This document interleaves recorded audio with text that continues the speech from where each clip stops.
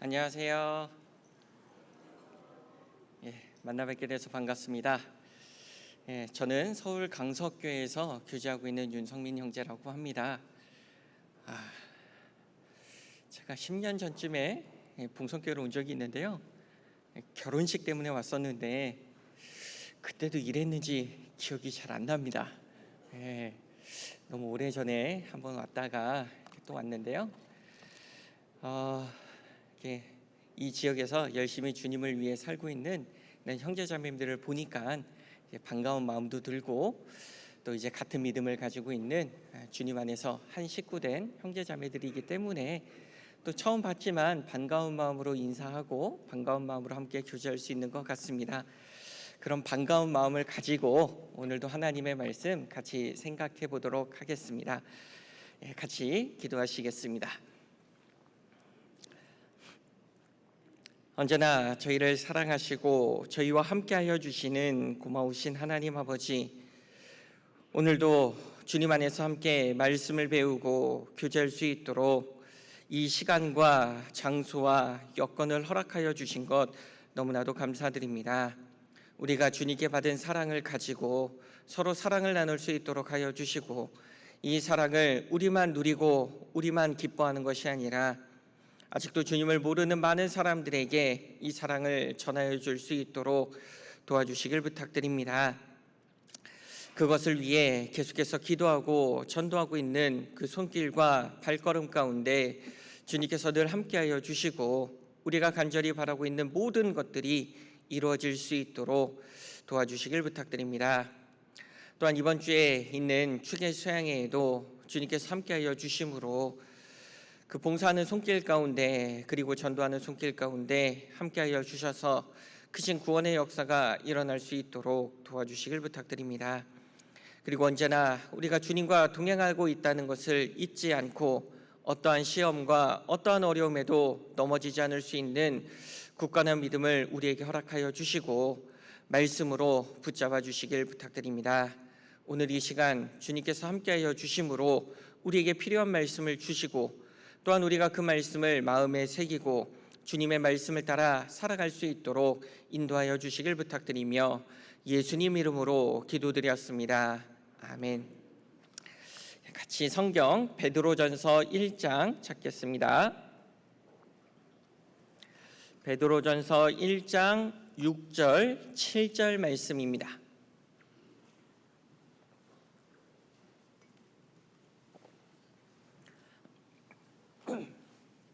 베드로전서 1장 6절 7절입니다. 같이 읽어보겠습니다.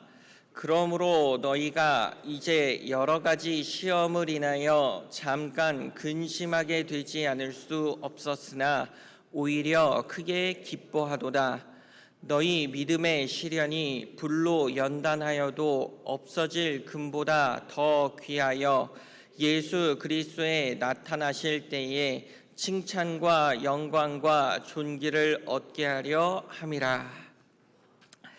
하나님께서는 구원받은 그리스도인들인 우리에게 여러 가지 시험이 있다라고 분명히 말씀하고 있습니다. 물론 믿지 않는 사람들에게도 시험은 있습니다. 그러나 구원받은 사람들에게는 더 많은 시험, 그리고 더 어려운 시험들이 있습니다. 예수님께서도 이 세상에 오셨을 때 여러 가지 시험을 받으셨습니다. 마귀가 예수님을 시험하기도 했습니다. 예수님도 시험한 마귀가 예수님을 따라가는 우리를 시험한다. 그건 당연한 일입니다. 그렇기 때문에 우리에게 여러 가지 시험이 있다라는 것을 생각하고 그 시험을 어떻게 하면 이겨낼 수 있을까 우리가 확인해 보는 것이 필요합니다. 여기는 줄로 좀 표시해 두시고요. 마태복음 4장, 예수님께서 시험당하셨던 그 장면을 함께 살펴보겠습니다. 마태복음 4장 1절 2절입니다.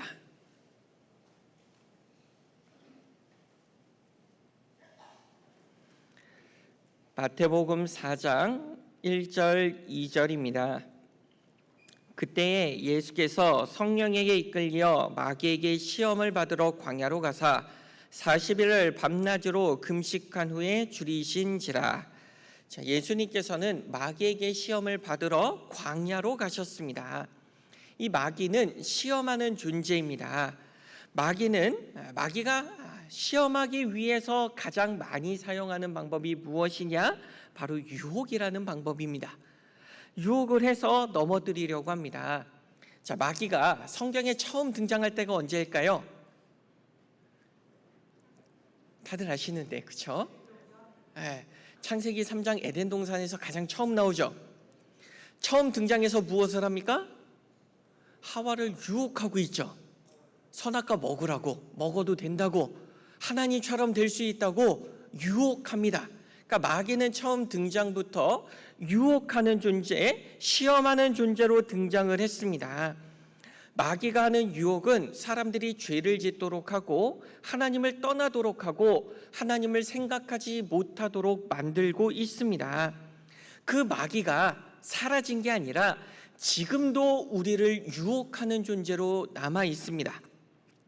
우리가 하나님을 생각하지 못하도록, 더 이상 하나님을 따라가지 못하도록, 하나님을 위해 살아가지 못하도록 우리를 방해하고 있습니다. 그래서 우리가 이 마귀의 유혹에 넘어가게 된다면 주위에 있는 사람들에게 더 이상 복음을 전할 수 없습니다. 나는 구원받아서 천국 갈진 모르지만 내가 사랑하는 사람들은 천국에 가지 못하게 되는 것입니다. 그렇기 때문에 우리는 이런 마귀의 유혹에 넘어가지 않도록 주의해야 됩니다. 그런 마귀는 무엇으로 우리를 유혹하고 있냐? 이 예수님을 시험하는 모습을 보면 마귀가 우리를 어떻게 시험하고 유혹하는지 알 수 있습니다. 먼저 마귀가 쓰는 방법은 의심의 마음을 집어넣습니다.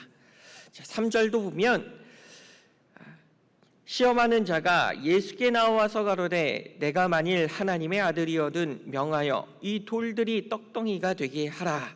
자, 마귀는 시험하는 자입니다. 시험하는 자가 예수님께 나와서 말을 합니다. 내가 만일 하나님의 아들이거든 이라고 말을 합니다. 자, 마귀가 예수님께서 하나님의 아들인 걸 모를까요? 알고 있습니다. 하나님을 알고 있고 성경도 압니다. 그런데 왜 이런 말을 하냐? 의심의 마음을 집어넣는 겁니다. 왜냐, 지금 예수님 40일 굶으신 상태죠. 그러니까 네가 진짜 하나님의 아들인데 왜 이렇게 굶고 있냐? 하나님이 자기 아들이 굶고 있는데 이렇게 그냥 바라만 보고 있는 거 맞냐?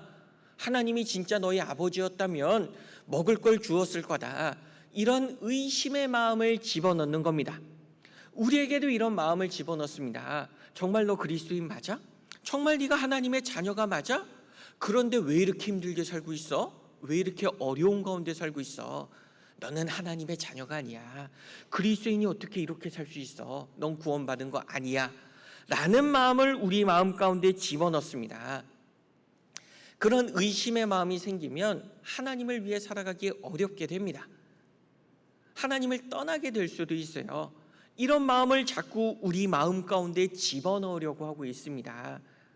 하와를 유혹할 때도 의심의 마음을 집어넣었죠. 정말 하나님이 먹지 말라고 한 거 맞아? 그러자 하와가 의심이 생겼죠. 먹음직스럽게 보였죠? 그러니까 따먹게 된 겁니다. 우리 마음 가운데도 의심의 마음이 들어오면 하나님을 더 이상 바라보지 못하고 믿지 못하고 의지하지 못한 상태에서 하나님을 떠나게 될 수도 있는 겁니다. 우리의 믿음, 우리의 신앙에 대한 의심을 하도록 만들고 있습니다.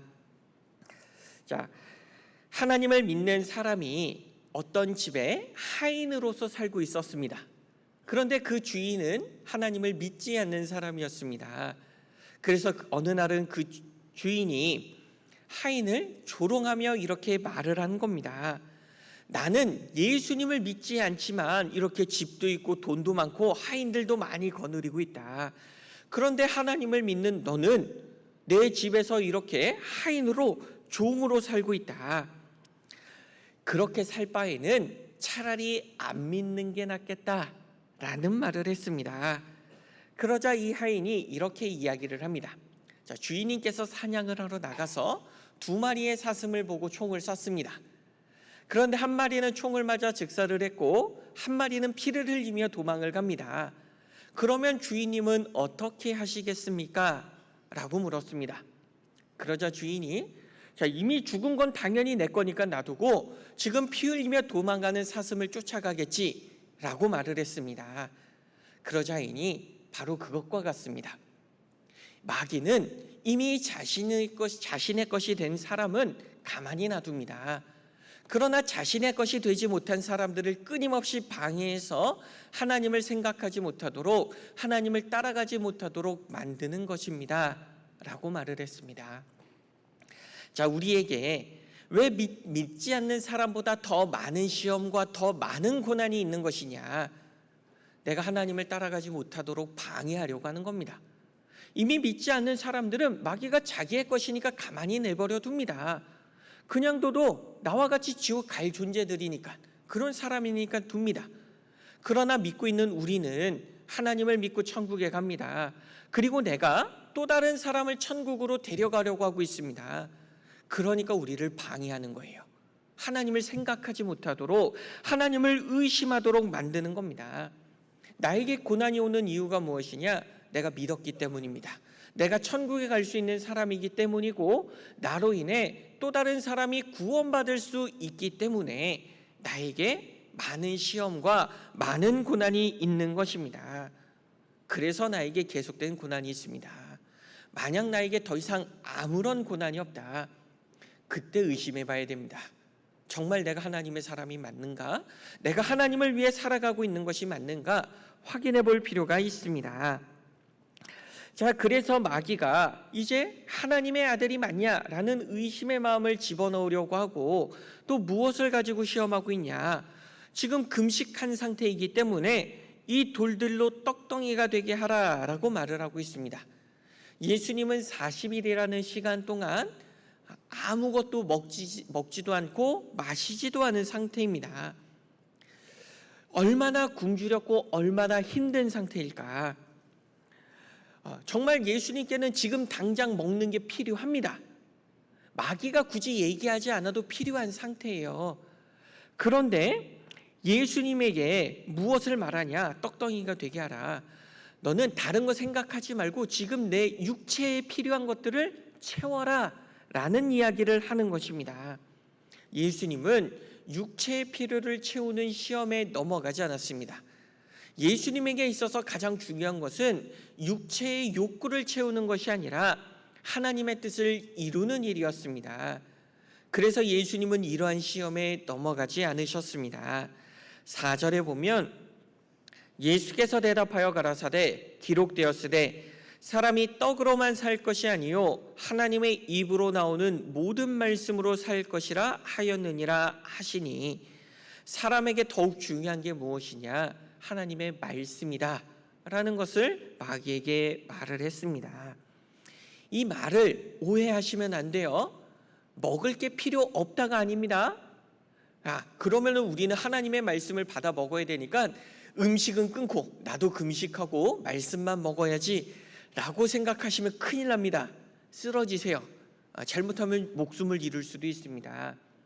떡으로만 살 것이 아니라, 그러니까 먹는 것만 중요한 게 아니라 먹는 게 중요하듯이 그것보다 더 중요한 게 무엇이냐? 바로 하나님의 말씀을 받아 먹는 것이다.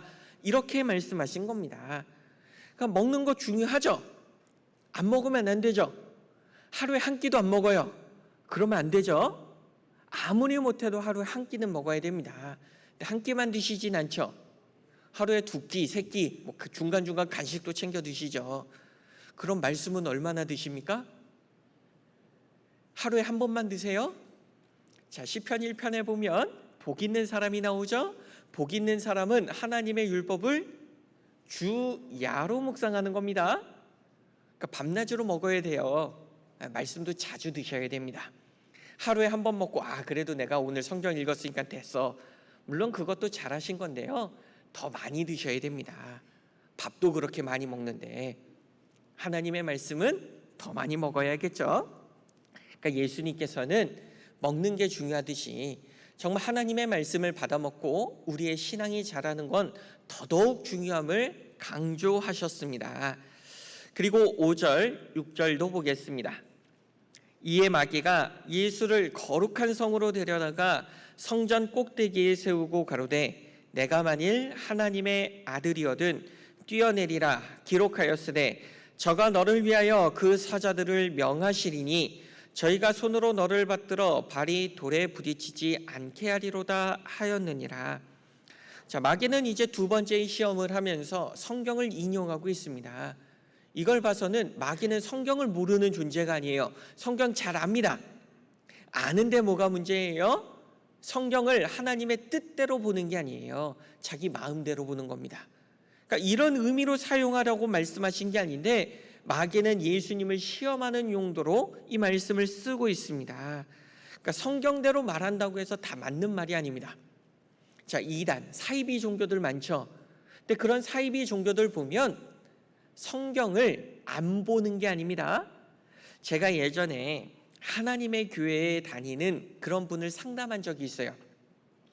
근데 이분이 다른 교회들도 많이 다녔습니다. 뭐 장로회도 다니고 뭐 여기저기 많이 다니셨어요.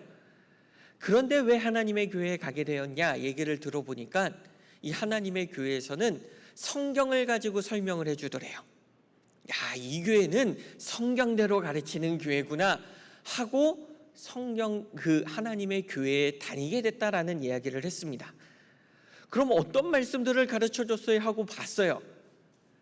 그랬더니 그 말씀만 놓고 보면 그럴듯합니다. 하나님의 교회가 어머니 하나님 섬기잖아요. 갈라디아서에 보면 어머니다, 이는 너희의 어머니다 라는 구절이 있거든요. 이 말씀을 가르쳐 줬대요.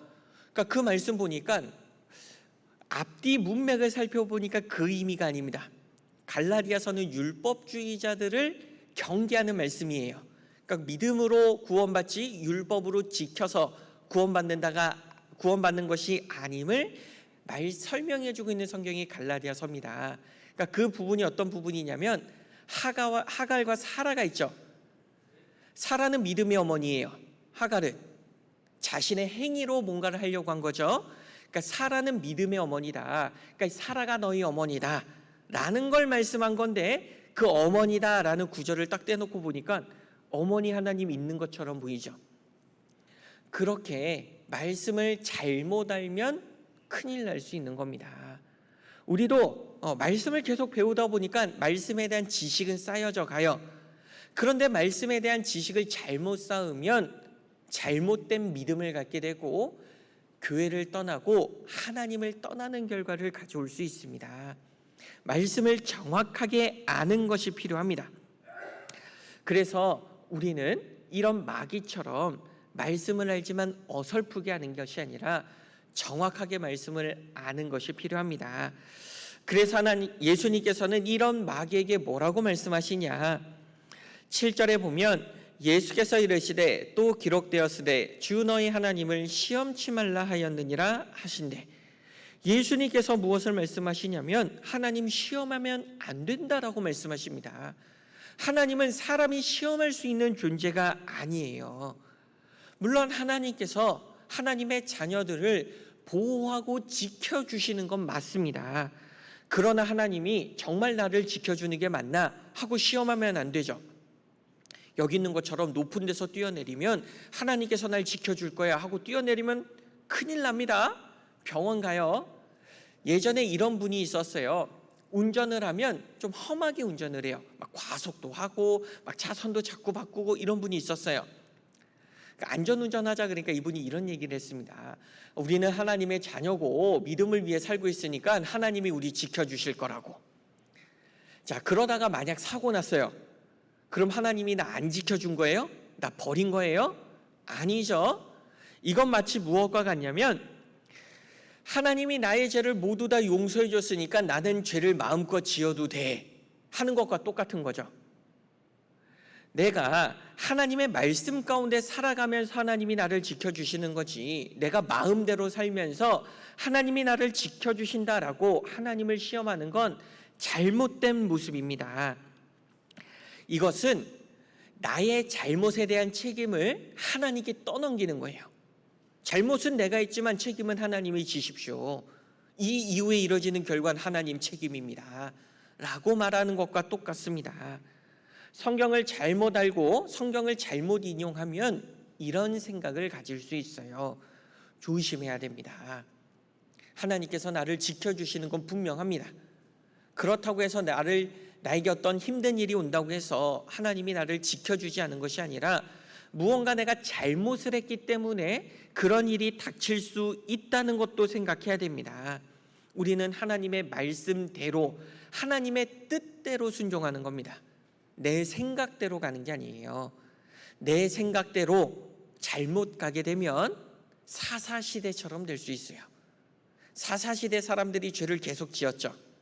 그런데 그들이 처음부터 죄 지으려고 그런 게 아니에요. 자기 소견에 옳은 대로 행한 겁니다.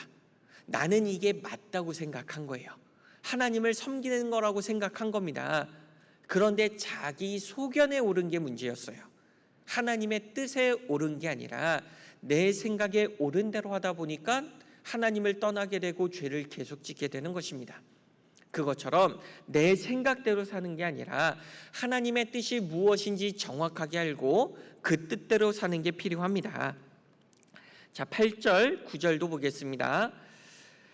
마귀가 또 그를 데리고 지극히 높은 산으로 가서 천하만국과 그 영광을 보여 가로되 만일 내게 엎드려 경배하면 이 모든 것을 내게 주리라. 자, 또 마귀는 내가 이번에 나를 경배하면 내가 나에게 있는 모든 걸 너에게 다 주겠다. 세상에 있는 모든 걸 다 줄 테니까 뭐 세상에 있는 부귀영화도 줄 거고 아름다운 것들 모든 것 다 줄게. 그러니까 한 번만 나를 경배해 라는 말로 유혹을 했습니다. 그러나 예수님은 이러한 제안을 단번에 거절했습니다. 눈 한 번 딱 감고 경배하면 돼요. 그럼 다 얻을 수 있대요. 모든 것 다 내 거래요. 그런데 예수님은 그렇지 않았습니다. 10절에 보면 이에 예수께서 말씀하시되 사단아 물러가라 기록되었으되 주 너의 하나님께 경배하고 다만 그를 섬기라 하였느니라. 마귀는 경배의 대상이 아닙니다. 하나님만이 경배를 받으실 수 있는 분이기 때문에 하나님만 섬겨야 된다라고 말씀하고 있습니다. 우리는 하나님만 섬기고 하나님만 따라가야 되는 사람들입니다. 그런데 살아가다 보면 마귀의 유혹에 넘어갈 수도 있고 마귀를 경배하고 마귀를 따라갈 수 있게 됩니다. 그런 유혹이 얼마든지 나에게 올 수 있어요. 적당히 타협 한번 하면 되지, 한 번만 눈 감으면 되지 라는 생각을 할 수 있습니다. 제가 예전에 군대를 갔다 오고 복학하기 전에 사무보조 아르바이트를 한 적이 있습니다. 그때 그 회사의 이사님이 교회 형제님이었어요. 그러니까 그 이사님 백으로 아르바이트를 하러 들어간 거예요. 근데 이분도 이사가 된 지 얼마 안 됐어요. 그 팀을 좀 아울러야 돼요. 그러니까 어떻게 하냐, 회식 자리를 갔는데 자기가 이사기 때문에 술을 안 마실 수 없다는 거예요. 그래서 저한테 이해를 해달라고 하면서, 저는 안 마셔도 되는데 이해를 해달라고 하면서 술을 한 잔 정도 마시는 겁니다. 물론 그런 상황이 생길 수 있죠. 이해해 볼 수도 있어요, 이해하려고 하면. 그러나 그런 상황들이 생긴다면 정말 내가 그리스도인답게 살 수 있을까요? 앞으로 딱 한 번이었는데 그 한 번 때문에 내가 주님을 위해 살아가는데 방해가 될 수 있습니다. 내가 앞으로 말씀을 전하려고 할 때 그 한 번 때문에 다른 사람이 구원을 못 받을 수 있어요. 단 한 번의 타협이 가져오는 결과입니다. 얼마든지 나에게 유혹이 올 수 있습니다. 딱 한 번이라고, 한 번이면 된다고, 다시는 얘기 안 할 테니까 한 번만 하자고. 그럼 그 한 번 하면 어떻게 됩니까? 한 번이 두 번이 되고, 두 번이 다섯 번이 되고, 10번이 되고, 반복적으로 하게 되어 있습니다. 우리는 그 단 한 번이라도 마귀의 유혹을 뿌리칠 수 있어야 됩니다. 그러나 마귀가 나를 유혹할 때 내가 이겨보려고 했죠. 뿌리쳐보려고 노력했습니다. 그런데 잘 됐어요, 안 됐어요? 잘 안 되죠. 왜냐? 나는 마귀를 이길 힘이 없기 때문에 그렇습니다. 그럼 마귀의 유혹에 넘어지면 안 된다고 하면서 나는 못한다고 하면 어떡하라는 얘기냐? 예수님이 어떻게 이기셨는지를 봐야 됩니다. 예수님은 자기의 힘으로 이긴 게 아니죠. 예수님은 능력이 있었어요. 그러나 자기의 힘으로 이긴 게 아닙니다. 전부 다 기록되었으되요. 하나님의 말씀의 능력으로 그 유혹을 이기셨습니다. 그것은 능력이 없는 나도 이길 수 있다는 겁니다. 왜냐? 우리에게 있는 것은 하나님의 말씀의 능력이기 때문에 그렇습니다. 이 말씀을 올바로 알고 말씀으로 무장이 되어 있으면 마귀가 아무리 나를 유혹해도 그 유혹을 이겨낼 수 있습니다. 유혹에 넘어지지 않을 수 있습니다. 그런데 내가 말씀 가운데 살고 있지 않다면 마귀가 유혹할 때 쉽게 넘어지는 거예요. 자, 하와가 왜 넘어졌는지를 생각해 보십시오. 하와는 말씀을 알긴 알았어요. 그런데 제대로 몰랐죠. 정확하게 몰랐습니다. 그러니까 마귀가 유혹했을 때 그런가? 하고 넘어가게 된 거예요. 하와가 말씀을 정확하게 알고 있었다면 아니다, 하나님은 먹지 말라 그랬다. 먹으면 진짜로 죽는다고 했다. 난 안 먹어 라고 얘기했을 거예요. 그런데 죽을까 하노라 라는 그 의심 하나가 마귀의 유혹에 넘어가게 만든 겁니다. 우리는 말씀을 정확하게 알아야 돼요. 그 말씀을 내 마음에 두어야 됩니다. 많이 암송하시는 시편 119편 11절 말씀에 보면 내가 주께 범죄치 아니하려 하여 주의 말씀을 어디에 두어요? 마음에 두어야 됩니다. 근데 마음에 안 둔 거예요. 하나님의 말씀이 내 마음에 있으면 내가 주님께 범죄 안 할 수 있어요. 근데 마음에 안 둔 거예요. 머리에만 두고 있습니다. 그러니까 계속 죄의 유혹에 넘어지는 겁니다. 근데 마음 가운데 하나님의 말씀을 두어야 됩니다. 그러면 마귀가 아무리 유혹을 해도 우리가 넘어지지 않을 수 있어요. 자, 요한 1서 찾아보겠습니다. 요한 1서 2장 15절부터 17절입니다. 요한 1서 2장 15절부터 17절.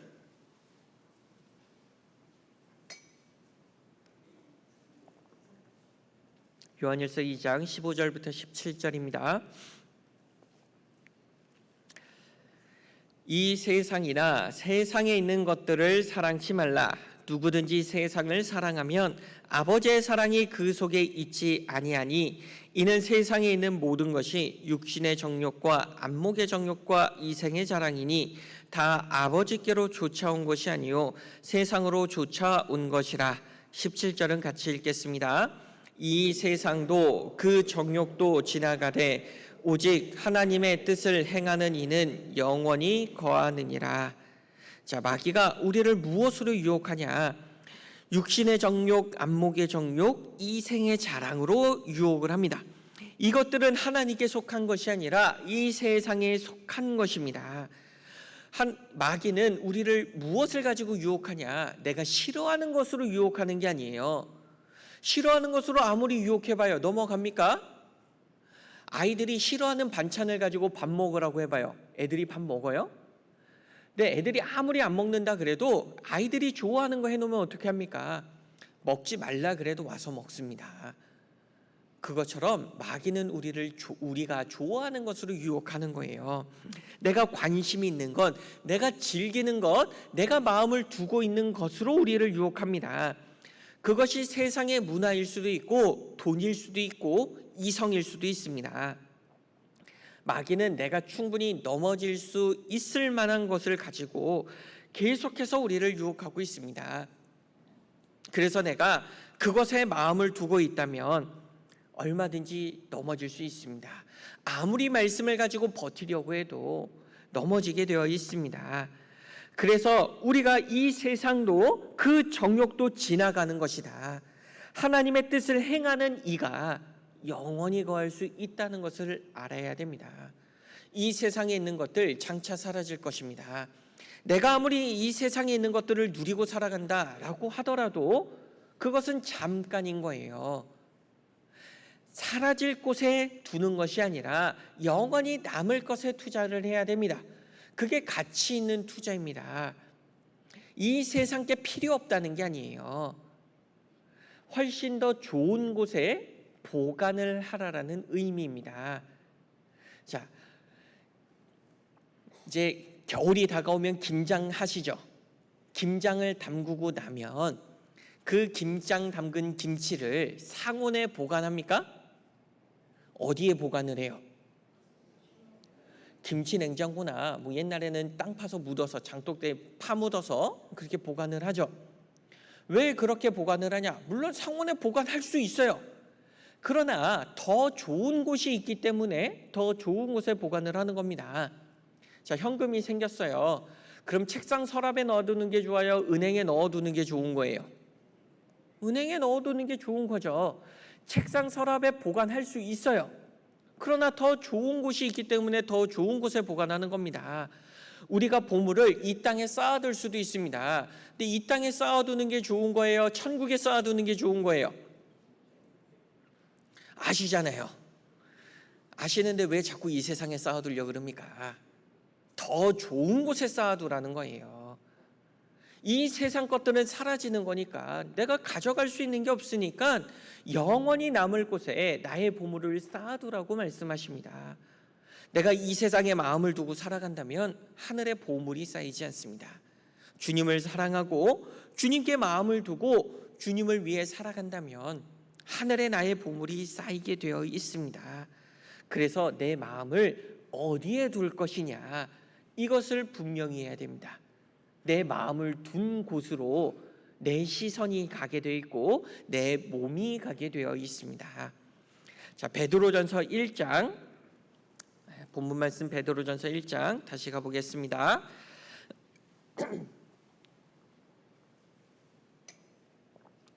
베드로전서 1장 6절입니다. 그러므로 너희가 이제 여러 가지 시험을 인하여 잠깐 근심하게 되지 않을 수 없었으나 오히려 크게 기뻐하도다. 그리고 우리에게는 여러 가지 시험입니다. 한 번 시험 오고 끝나는 게 아니에요. 계속되는 시험, 많은 시험들이 있습니다. 그런데 어떤 분들은 이렇게 말하기도 해요. 구원받은 그리스도인이 하나님을 의지하고 살아가는 사람들이 왜 이렇게 걱정, 근심이 많냐? 근심하는 것은 그리스도인들의 자세가 아니다 라고 말하는 분들이 있습니다. 물론 뭐 틀린 말은 아니에요. 그런데 여기 말씀을 보세요. 여러 가지 시험이 올 때 근심한대요, 근심 안 한대요? 근심한다 그랬습니다. 근심하면 구원받은 사람이 아니다가 아니에요. 구원받은 사람들도, 하나님을 위해 살아가는 사람들도 얼마든지 근심할 수 있음을 말씀하고 있습니다. 성경에도 보면 많은 믿음의 사람들이 등장을 하는데 그 사람들이 근심을 안 했냐? 아닙니다. 그들도 근심했습니다. 믿음의 조상이라고 할 수 있는, 믿음의 아버지라고 할 수 있는 아브라함도 근심했다라는 말이 있어요. 자, 한번 찾아볼까요? 창세기 21장. 창세기 21장 11절 12절입니다. 창세기 21장 11절 12절입니다.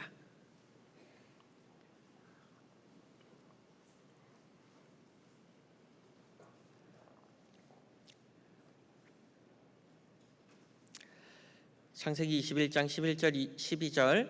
아브라함이 그 아들을 위하여 그 일이 깊이 근심이 되었더니 하나님이 아브라함에게 이르시되 내 아이나 내 여종을 위하여 근심치 말고 사라가 내게 이른 말을 다 들으라. 이삭에게서 나는 자라야 내 시라 칭할 것임이니라. 자, 아브라함 여기 근심했대요, 안 했대요? 하나님이 근심한 아브라함 보고 왜 근심하고 있냐고 혼내셨어요? 아니죠. 근심하지 말라라고만 말씀하신 겁니다. 그러니까 얼마든지 근심할 수 있다라는 거예요. 이삭과 리브가도 근심했다라는 표현이 있습니다. 여러 가지 시험을 만났을 때 그 시험을 잘 이겨낸 시험의 상징인 욥도 그 시험 가운데 고민했다라고 되어 있습니다. 그리고 이방인의 사도로서 많은 사람들에게 복음을 전했던 사도 바울도 큰 근심이 있다라고 하고 그치지 않는 고통이 있다라고 분명히 말을 했습니다. 그들이 믿음을 저버렸기 때문에 근심하는 거 아니죠. 믿음을 지키고 있습니다. 하나님의 뜻대로 살고 있습니다.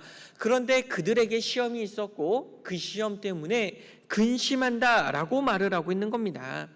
우리에게도 많은 시험이 있고 그 시험이 왔을 때 얼마든지 근심할 수 있습니다. 혹시 우리 주변에, 내 주변에 여러 가지 시험으로 인해 근심하는 형제자매들이 있다. 그렇다면 그런 모습을 보고 정죄하고 책망할 것이 아니라 위로하고 기도하고 서로 힘이 되어 주는 것이 필요합니다. 그래서 우리를 둔 거예요. 우리는 서로에게 힘이 되어 줘야 됩니다. 그래서 그 시험을, 그 근심을 이겨낼 수 있도록 도와줘야 됩니다. 그런데 문제는 근심할 수는 있지만 이 근심은 오래된 근심이 아니라, 긴 근심이 아니라 잠깐 근심입니다. 잠깐만 근심하셔야 돼요. 이 근심이 길어진다면 마귀가 그 틈을 타고 들어옵니다. 봐봐, 네가 진짜 하나님의 아들이야? 하나님이 진짜 너 보호해주고 있는 거 맞아? 그런데 왜 이렇게 계속 힘들어? 그 틈을 타고 들어와서 우리의 믿음을 무너뜨리려고 하는 겁니다. 그래서 이 근심은 잠깐 근심으로 끝나야 돼요. 그런데 내가 옆에서 정죄하고 있어요. 그럼 그 근심이 잠깐이 될까요? 길어질까요? 길어지는 거예요. 내가 형제자매들의 믿음을 무너뜨릴 수 있습니다. 조심하셔야 돼요. 그래서 그 근심이 잠깐으로 끝날 수 있도록 우리는 같은 마음으로 근심해 줘야 됩니다. 기도해 주고 걱정해 주고 위로해 주는 것이 필요합니다. 그리고 이 근심 뒤에 무엇이 있다 그랬냐? 큰 기쁨이 있다라고 했습니다. 하나님의 뜻은 처음에는 근심처럼 보이고 안 좋은 것처럼 보이지만 그 뒤에는 좋은 것입니다. 세상은 하나님과 반대예요. 처음에는 좋은 것처럼 보이지만 그 끝은 안 좋은 겁니다. 자, 하루를 보는 기준을 봐도 그래요. 세상은 하루를 어떻게 봅니까? 아침부터 저녁까지죠. 그런데 하나님은 어떻게 하루를 보세요? 저녁이 되며 아침이 되니죠. 자, 이 세상은 처음에 밝은 것처럼 보입니다. 좋아 보입니다. 그런데 그 끝이 뭐예요? 어두움입니다. 죄로 끝나요. 근데 하나님의 뜻은 처음에는 어두운 것처럼 보입니다. 안 좋은 것처럼 보여요. 그러나 그 끝이 뭡니까? 밝은 빛입니다. 의인의 길은 돋는 햇볕 같아서 점점 빛나서 원만한 광명에 이르거니와 라고 말씀하셨어요. 처음에는 우리가 걷는 길이 어두운 것처럼 보입니다. 그런데 그 길을 가다 보면 점점 밝아지죠. 그래서 완전한 빛 가운데 내가 거하게 됩니다.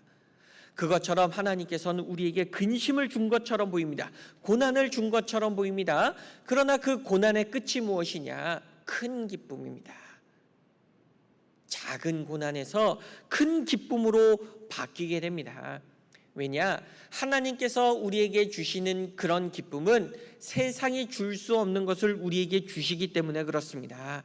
우리 마음 가운데 하나님이 기쁨을 주셨고 그 기쁨 가운데 살아갈 수 있도록 해주십니다. 그럼 내가 어떠한 환난을 만나더라도 그 환난 가운데 원망하고 하나님께 불평하는 게 아니라 그 환난 가운데서도 우리는 기뻐할 수 있습니다. 자, 로마서 5장 찾아보겠습니다. 로마서 5장입니다. 로마서 5장 2절 3절입니다.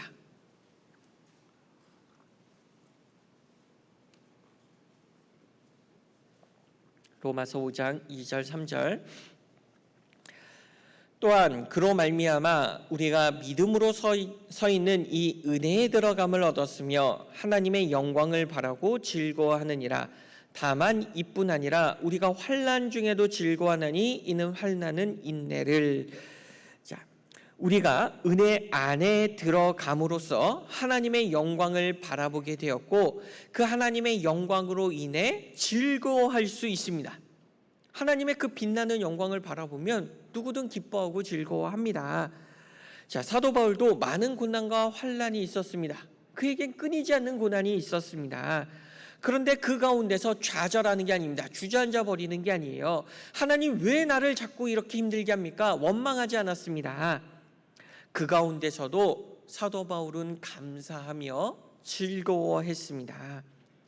사도행전에 보면 사도행전 16장에 보면 바울과 실라가 복음을 전하다가 누명을 써서 매를 맞고 감옥에 갇히는 일이 등장을 합니다. 그럼 그 감옥에서 무엇을 하고 있냐? 하나님 왜 우리를 감옥에 가두십니까? 내가 뭘 잘못했습니까? 하나님께 따지지 않았어요. 그 감옥에서 바울과 실라가 한 것은 하나님께 기도했습니다. 기도한 건 이해가 되죠? 왜 도와달라고 기도해야 되잖아요. 근데 기도만 한 게 아니에요. 하나님께 찬양했습니다. 자, 그런 상황에서 하나님께 찬양하는 거 쉽습니까? 이해가 됩니까? 자, 내가 만약 억울한 누명 쓰고 감옥에 갇혔어요. 내가 믿음을 지킨다는 이유 하나만으로 그런 핍박을 받습니다. 찬양할 수 있겠어요? 쉽지 않은 상황입니다. 그런데 이 바울과 실라는 왜 그렇게 찬양할 수 있었을까?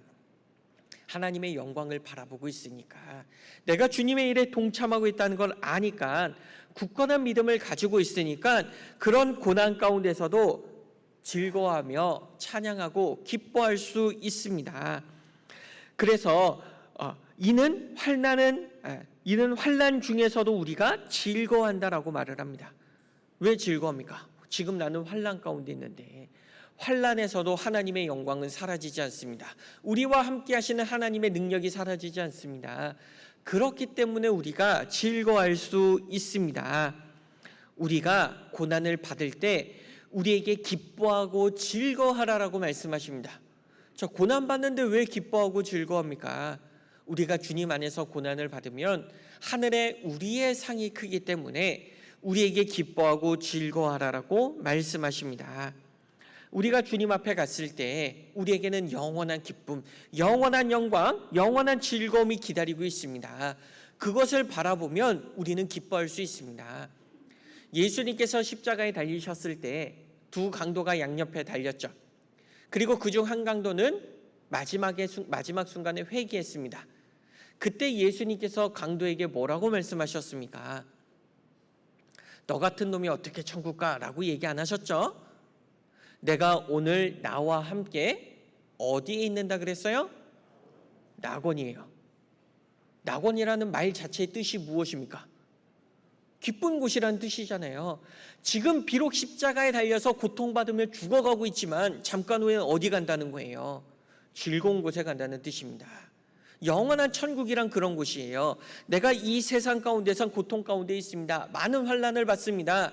그러나 이 세상을 넘어가면 어디입니까? 즐거운 곳이에요. 즐거움이 영원한 곳입니다. 기쁨이 넘치는 곳이에요. 그곳을 간대요. 생각해 보세요. 그곳을 바라보세요. 그럼 환난이 눈에 들어오겠습니까?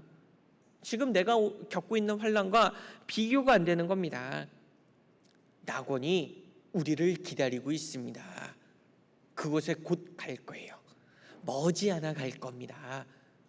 그러면 지금 내가 받고 있는 환난 가운데 잠깐은 근심할 수 있어요. 그러나 그 근심이 큰 기쁨으로 바뀌게 됩니다. 자, 야고보서도 찾아보겠습니다. 야고보서 1장입니다.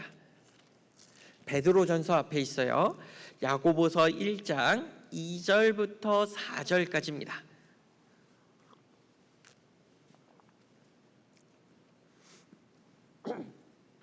야고보서 1장 2절부터 4절까지 말씀입니다. 같이 읽어보겠습니다. 내 형제들아, 너희가 여러 가지 시험을 만나거든 온전히 기쁘게 여기라. 이는 너희 믿음의 시련이 인내를 만들어내는 줄 너희가 알미라. 인내를 온전히 이루라. 이는 너희로 온전하고 구비하여 조금도 부족함이 없게 하려 함이라.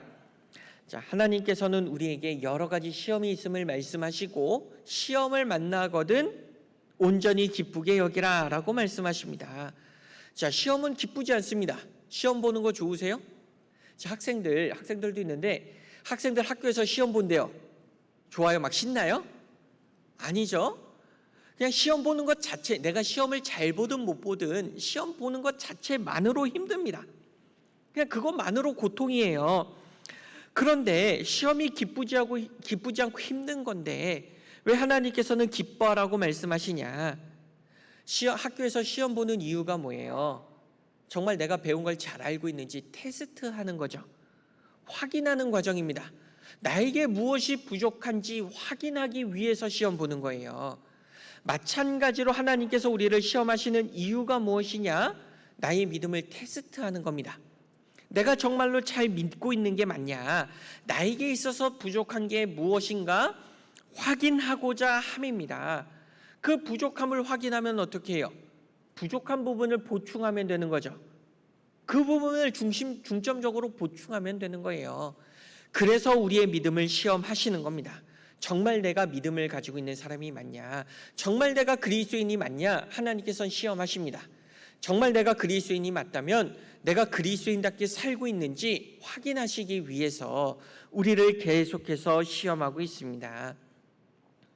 그런데 믿음이 없는 사람은 이 시험 가운데 넘어지게 되고, 믿음을 가지고 있는 사람은 인내를 배우게 되는 겁니다.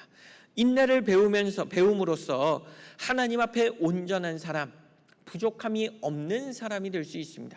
왜냐? 부족함을 확인했기 때문에 그 부족함이 채워지면서 온전한 사람이 될 수 있는 겁니다.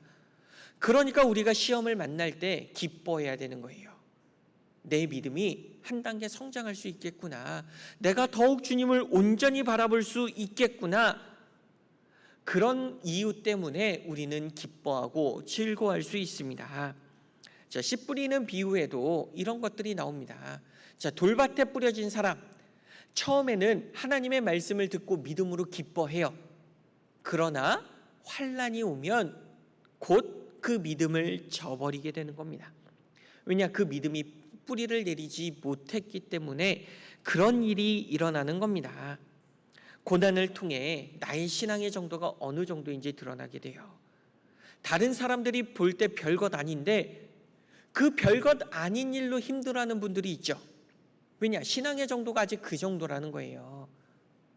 그러면 그 별것 아닌 일로 힘들어하고 있을 때 뭐 그런 거 가지고 힘들어하고 있냐라고 말할 게 아니라 그걸 잘 이겨내어서 또 동일한 시험과 동일한 고난이 왔을 때 그걸 잘 이겨낼 수 있도록 도와주어야 됩니다.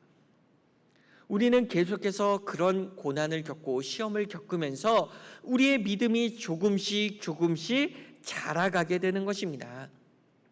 아직 믿음과 신앙이 어리면 작은 일에도 쉽게 흔들립니다.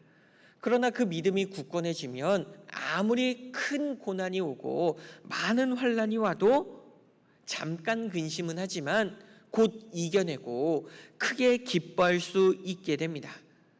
말씀이 내 삶 속에서 입증될 수 있어요. 말씀은 단순히 이런 글자가 아니라 살아있는 말씀이라는 걸 내 삶을 통해 입증해낼 수 있습니다. 그래서 우리는 이런 시험을 만났을 때 굳건한 믿음을 가지고 살아가는 게 필요합니다. 우리에게 굳건한 믿음이 있었으면 좋겠죠. 많은 환난이 와도 쉽게 흔들리지 않았으면 좋겠죠. 그런데 이런 굳건한 믿음을 만들기 위해서라도 우리는 많은 시험과 많은 시련을 이겨내는 게 필요합니다. 우리의 믿음을 더욱 굳건히 만들어주기 위해 계속되는 시험을 허락하시는 겁니다. 자, 베드로전서 1장 다시 가보겠습니다. 베드로전서 1장 7절, 베드로전서 1장 7절. 너희 믿음의 시련이 불로 연단하여도 없어질 금보다 더 귀하여 예수 그리스도에 나타나실 때에 칭찬과 영광과 존귀를 얻게 하려 함이라. 자, 믿음으로 인해 오는 여러 가지 시험은 우리에게 유익이 됩니다. 자, 금은 처음 광산에서 금을 캤어요. 그럼 그 광석으로 가치가 있는 게 아니에요. 금을 더욱 가치 있게 만들기 위해 풀무불에 집어넣어서 연단을 합니다. 그럼 금이 순금이 될 수 있어요. 그것처럼 우리가 믿음을 가지고는 있습니다. 그러나 아직 불순물이 많이 섞여 있는 상태예요.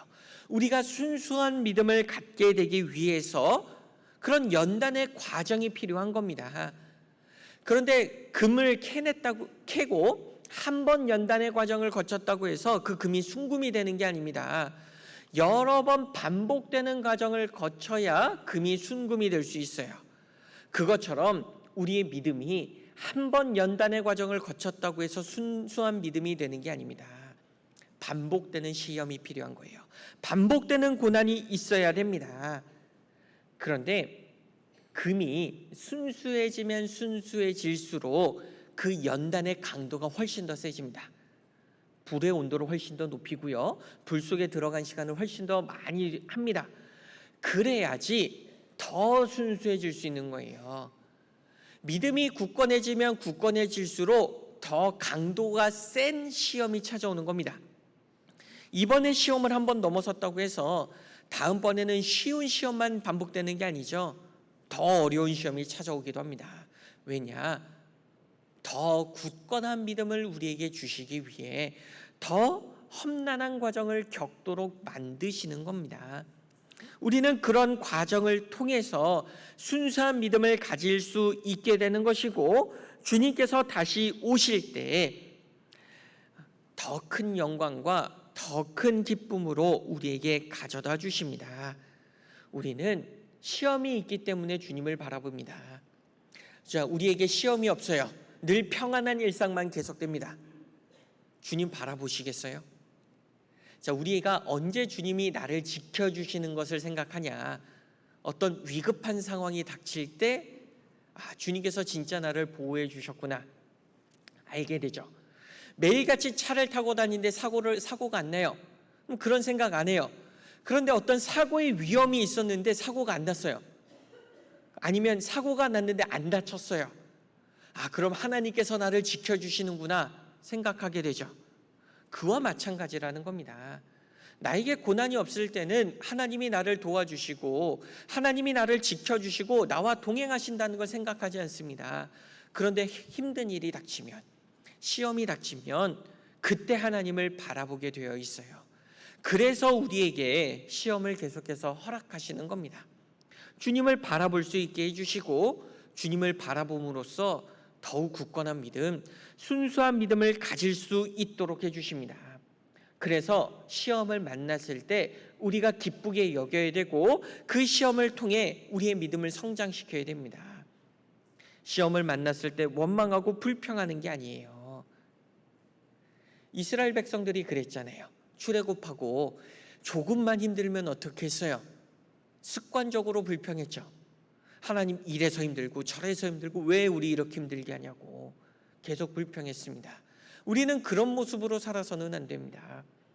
많은 시험이 있지만 그 가운데서 하나님이 우리에게 가져다 주실 결과를 생각할 수 있어야 돼요. 지금 당장 내 눈앞에 있는 고난만 바라보는 게 아닙니다. 그 뒤에 있는 것들을 바라볼 수 있어야 됩니다. 그 뒤에 그 고난 너머를 바라볼 수 있다면 우리는 기쁜 마음으로 지금 이 순간을 이겨낼 수 있습니다. 자, 시편 66편 찾아보겠습니다. 시편 66편입니다.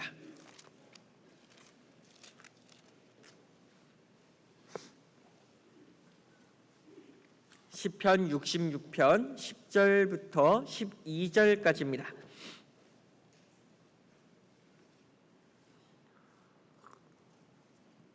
시편 66편 10절부터 12절까지입니다. 하나님이여, 주께서 우리를 시험하시되 우리를 단련하시기를 은을 단련함 같이 하셨으며, 우리를 끌어 그물에 들게 하시며 어려운 짐을 우리 허리에 두셨으며 사람들로 우리 머리 위로 타고 가게 하셨나이다.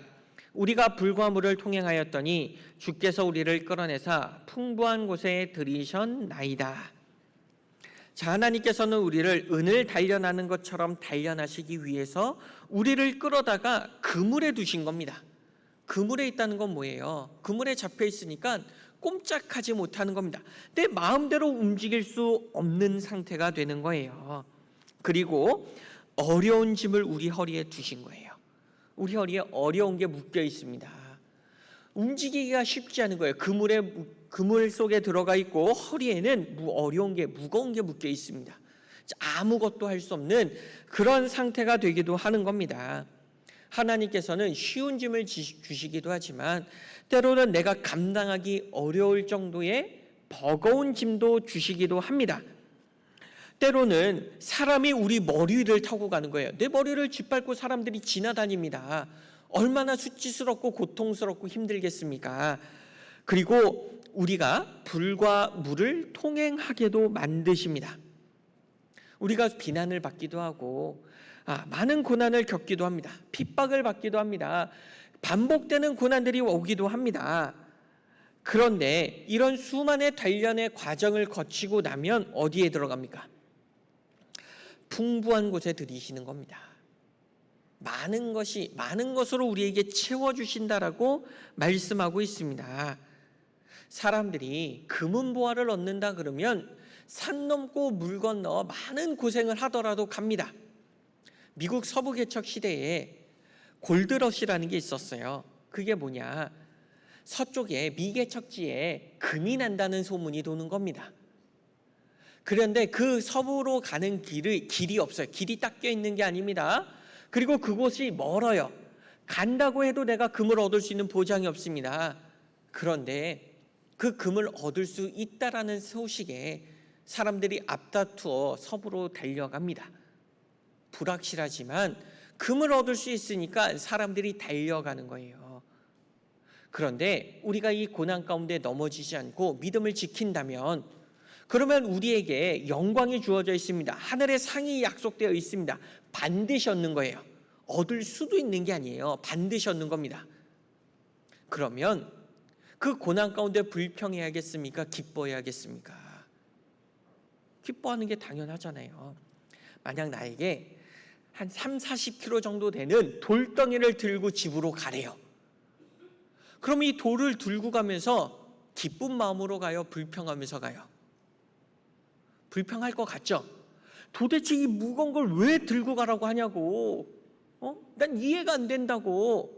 이런 불합리한 일을 왜 하냐고 막 불평하면서 갈 거예요. 그런데 동일한 무게의 금덩이에요. 들고 가래요. 집으로 가져가면 내 거래요. 좀 전에 동일한 무게의 돌덩이였어요. 불평했죠? 이 금덩이 들고 가면서 불평해요. 기쁜 마음으로 막 달려가요. 기쁜 마음으로 달려가겠죠. 달라진 건 뭐예요? 돌이 금으로 바뀐 것밖에 없습니다. 그런데 그 금덩이 하나에 기뻐하면서 집으로 갈 거예요. 하나님께서 우리에게 주신 건 돌덩이가 아닙니다. 금덩이도 주신 게 아니에요. 금보다 더 귀한 걸 주십니다. 그런데 무거워요, 안 무거워요? 금덩이 무거워요, 안 무거워요? 무거운 건 변함없습니다. 내가 지금 겪고 있는 고난, 힘든 건 변함이 없어요. 그러나 그 고난 끝에 올 기쁨이 있기 때문에, 영광이 있기 때문에, 반드시 이루어지는 하나님의 약속이 있기 때문에 잠깐 근심은 하지만 크게 기뻐할 수 있게 되는 겁니다. 그래서 고난 가운데 힘들어할 수는 있지만 그걸 이겨내고 끝까지 길을 가는 겁니다. 시편 23편 많이 암송하시고 좋아하시는 분들도 많죠. 하나님께서 우리를 어디로 인도하십니까? 푸른 초장, 쉴 만한 물가로 인도하고 계십니다. 그러니까 우리의 목적지는 어디예요? 푸른 초장이 목적지잖아요. 근데 중간에 뭐가 등장해요? 사망의 음침한 골짜기가 등장합니다. 그럼 그 음침한 골짜기가 내 목적지예요? 푸른 초장이 목적지예요? 푸른 초장이에요. 그럼 골짜기는 뭐예요? 그냥 지나가는 길일 뿐입니다. 그런데 우리는 어디에 주저앉아 있어요? 골짜기에 주저앉아 가지고 하나님 왜 나를 여기로 데리고 오셨습니까? 왜 나를 이렇게 힘들게 합니까? 원망하고 있죠. 하나님 나를 거기로 데려간 게 아니에요. 그냥 난 푸른 초장으로 인도하고 계시는 중이에요. 그런데 주저앉아서 원망하고 있잖아요. 이스라엘 백성들이 그랬죠. 홍해 건넜어요. 출애굽하고 홍해 건넜어요. 그리고 처음 간 지역이 마라입니다. 마라가 어디냐? 쓴 물이 있는 지역이에요. 그러니까 이스라엘 백성들이 뭐 했어요? 여기서 원망했죠. 하나님 우리 왜 데리고 나왔냐고, 우리 죽이려고 그러는 거냐고, 그냥 애굽에 있게 두지 왜 그랬냐고 원망합니다. 그런데 하나님 어디로 데리고 가시는 길이었어요? 마라 뒤에 무엇이 있냐? 엘림이 있습니다. 그들에게 물이 필요한 걸 아니까 물이 많은 엘림으로 데리고 가고 계셨던 거예요. 근데 백성들은 마라에 주저앉아서 원망하는 거죠. 우리가 그렇다는 거예요. 그 뒤에 있는 기쁨과 영광을 생각하지 않고 지금 당장 있는 그 사망의 음침한 골짜기에서 주저앉아서 원망하고 있는 겁니다. 그러니까 잠깐 근심이 아니라 큰 근심이 되고 긴 근심이 되는 겁니다. 잠깐 힘들어요. 어쨌든 사망의 음침한 골짜기 지나가는 건 힘듭니다. 그러나 그 뒤에 푸른 초장, 쉴 만한 물가가 있기 때문에 거기서 주저앉지 않습니다. 우리는 계속 걸음을 옮깁니다. 하나님께서 우리 시험하세요. 우리 고난 주십니다. 안 주시는 거 아니에요. 그러나 그 고난 뒤에 있는 기쁨을 바라볼 수 있어야 됩니다. 그러면 넘어지지 않을 수 있습니다. 계속해서 길을 갈 수 있습니다. 고린도후서 7장 찾아보겠습니다. 고린도후서 7장입니다.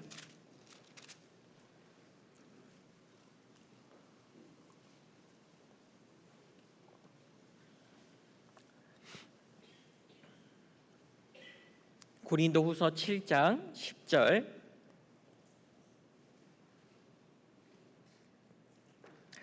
같이 읽어보겠습니다. 하나님의 뜻대로 하는 근심은 후회할 것이 없는 구원에 이르게 하는 회개를 이루는 것이요 세상 근심은 사망을 이루는 것이니라. 자, 시험으로 인해 근심할 수 있습니다. 그런데 그 근심이 하나님의 뜻대로 하는 근심인지 세상 근심인지 생각해 봐야 됩니다. 하나님의 뜻대로 하는 근심은 우리에게 유익합니다. 그러나 세상 근심은 아무것도 주지 않습니다. 오히려 우리가 가지고 있는 믿음을 무너뜨리는 거예요. 이 세상 근심이라는 게 왜 생기냐? 돈을 사랑하기 때문에 생기기도 합니다. 돈을 사랑하는 것은 일만하게 뿌리라고 말씀하세요. 돈을 사랑하면 돈을 더 갖기 위해 근심하죠. 어떻게 하면 내가 돈을 더 많이 가질 수 있을까? 근심합니다. 그런데 그런 마음을 갖고 있으면 하나님 생각하지 않습니다. 믿음에서 떠나게 됩니다. 세상의 마음을 두고 지족하는 마음을 갖지 못하게 돼요. 하나님께서는 지족하는 마음을 말씀하십니다. 지족하는 마음이 무엇이냐? 하나님께서 나에게 필요한 모든 것을 주셨으니까 하나님께서 나에게 허락하신 것으로 만족하라라는 뜻입니다. 그런데 사람들은 더 많이 가지려고 하죠. 자, 나에게 필요한 거 있어요, 없어요? 다 있어요. 먹는 거 필요하죠? 식사하셨어요, 안 하셨어요? 이따가 말씀 끝나면 식사 못 하세요? 다 밥 먹을 수 있어요. 먹어야 사니까 필요한 거 주시죠. 옷 필요하죠? 여기 옷 안 입고 오신 분 있으세요? 필요한 옷 줬잖아요. 그런데 다른 것도 달라는 거죠. 이거 말고 다른 거. 이건 당연히 나에게 있어야 되는 거고 이거 말고 다른 것도 주세요라는 거예요. 여기 혹시 노숙하고 오신 분 있으세요? 집이 없어서 찬잇을 맞고 오신 분 있으세요? 아니죠. 다들 집에서 편히 주무시고 오셨잖아요. 그런데 이 집 말고 더 좋은 집 주세요. 옆에 있는 저 사람은 저렇게 좋은 집 사는데 왜 나는 이런 집에 살게 하세요? 세상 근심이란 그런 겁니다. 이미 다 주셨잖아요. 필요한 거 있잖아요. 지족하는 마음을 가지라고 말씀하십니다. 지족하는 마음이 없으니까 주님을 바라보지 못하는 거예요. 더 좋은 것, 더 많은 것을 가지려고 하다 보니까 하나님을 위해 살지 못하는 겁니다. 그것만 생각하게 되는 거예요. 베드로는 주님을 바라볼 때는 물 위를 걸어갔습니다. 그런데 주님이 아닌 다른 것들을 바라보니까 주위에 있는 환경을 바라보니까 물속에 빠져들어가게 됩니다. 우리가 주님을 바라본다면 내가 걷고 있는 길이 험난한 길인 거 상관없습니다.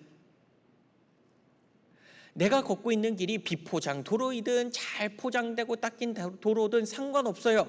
왜냐? 내가 타고 있는 차가 좋은 차면 괜찮잖아요. 그러니까 차를 비교하는 영상들 보면 그래요. 막 울퉁불퉁한 도로예요. 근데 차가 흔들리지 않고 막 가요. 좋은 차는 그래요. 근데 다 쓰러져가는 차는 길이 어떤 상태인지 다 느껴지죠. 온몸으로 느껴야 돼요. 하나님을 믿으면 길이 바뀌는 게 아니에요. 내가 탄 차가 바뀌는 것처럼 험난한 길이지만 그 험난한 가운데서 평안하게 해주는 겁니다.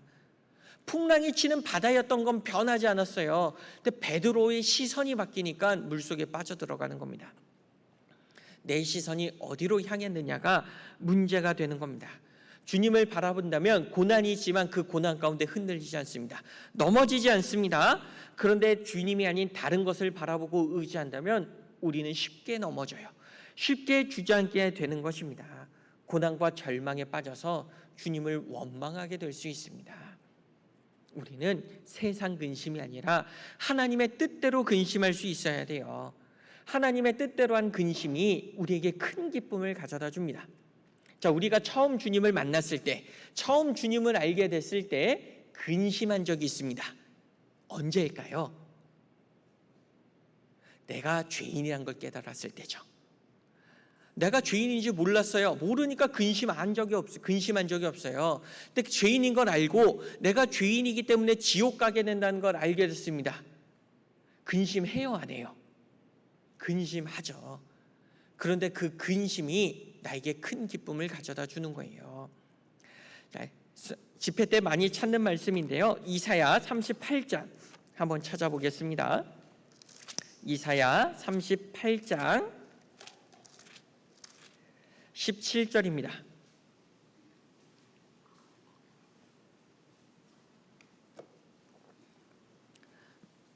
이사야 38장 17절입니다.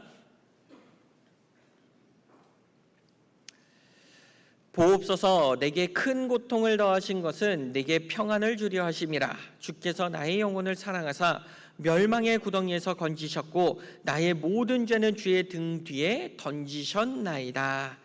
자, 내게 큰 고통을 더하신 이유가 무엇입니까? 평안 주려고, 평안을 나에게 주려고 고통을 더해 준 겁니다. 근데 고통이 없었어요. 평안함을 주는 게 평안함인지 모르죠. 그러니까 알려주시는 거예요.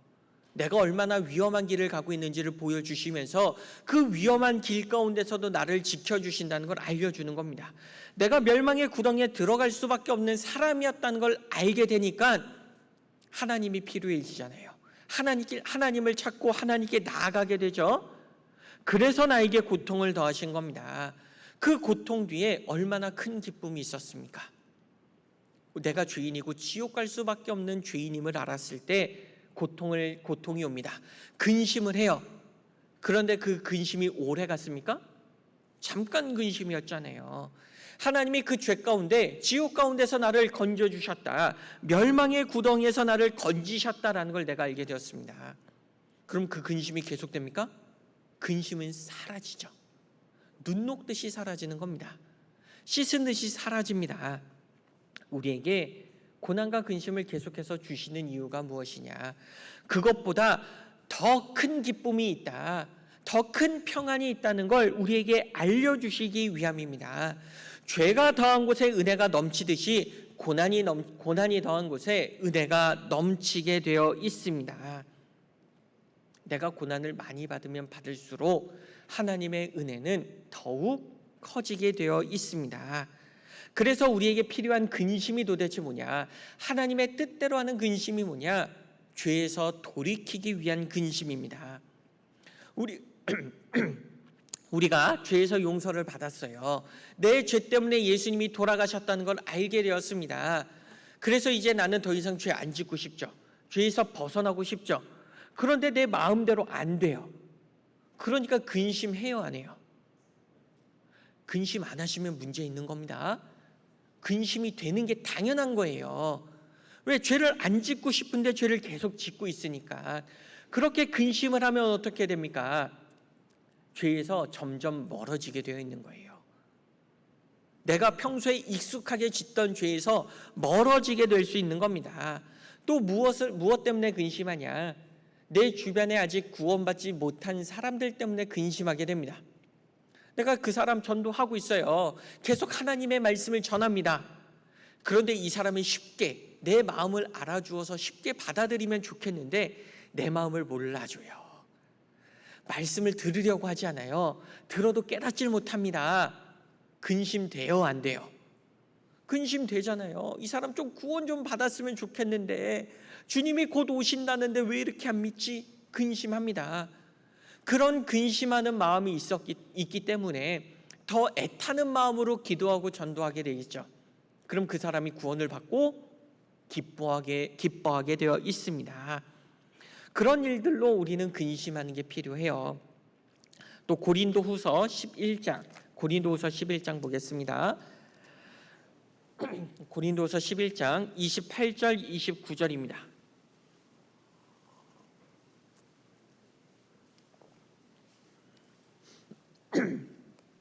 고린도후서 11장 28절 29절. 이 외의 일은 고사하고 오히려 날마다 내 속에 눌리는 일이 있으니 곧 모든 교회를 위하여 염려하는 것이라. 누가 약하면 내가 약하지 아니하며 누가 실족하게 되면 내가 애타하지 않더냐. 또 우리는 성도들과 교회들을 위한 근심을 해야 됩니다. 자, 우리 교회가 있어요. 이렇게 교회당을 멋지게 지어놨는데 전도가 잘 안 돼요. 늘어나질 않습니다. 근심 되겠어요, 안 되겠어요? 근심되죠. 우리 교회당 이렇게 지은 이유가 뭐예요? 우리끼리만 즐거우려고 한 거예요? 아니잖아요. 아직 빈자리 채우려고 한 거잖아요. 아직 복음을 모르는 내가 사랑하는 사람들에게 이 복음을 전하려고 한 거잖아요. 그러니까 이 교회가 성장하지 않으면, 발전하지 않으면 근심되죠. 또 같이 교제하던 형제자매들이 있는데 실족해서 넘어졌습니다. 그럼 꼴 좋다, 내가 그럴 줄 알았다, 그런 마음 갖고 있는 분 없죠? 안타깝잖아요. 도대체 뭐 때문에 넘어졌을까? 혹시 내가 뭐 상처 주진 않았을까? 어떻게 하면 그 형제자매가 다시 돌아올 수 있을까? 염려하고 근심되잖아요. 이런 근심이 주님 뜻대로 하는 근심이라는 겁니다. 그런 근심을 하기 때문에 우리 교회에 문제는 없는지, 혹시 나에게 문제는 없는지 돌아보고 우리 교회가 점점 더 깨끗해질 수 있지 않습니까? 우리 교회가 더 많은 사람들에게 복음을 전해질 수 있지 않겠습니까? 그래서 이렇게 주님 뜻대로 하는 근심은 성도로서 자연스러운 일이에요. 그래서 우리에게 여러 가지 시험이 왔을 때 주님 뜻대로 하는 근심 얼마든지 할 수 있는 겁니다. 그런데 이 근심이 잠깐 근심임을 잊어서는 안 되십니다. 이 근심이 오래되면 마귀는 분명 가만히 두지 않아요. 거봐, 내가 뭐랬어? 너는 하나님의 자녀가 아니야. 네가 정말 구원받은 사람 맞아? 구원받은 사람이 왜 그렇게 살아? 이렇게 하며 내 믿음을 계속해서 무너뜨리려고 하고 있습니다. 자, 베드로전서 5장 찾아보겠습니다. 베드로전서 5장 7절부터 9절까지입니다.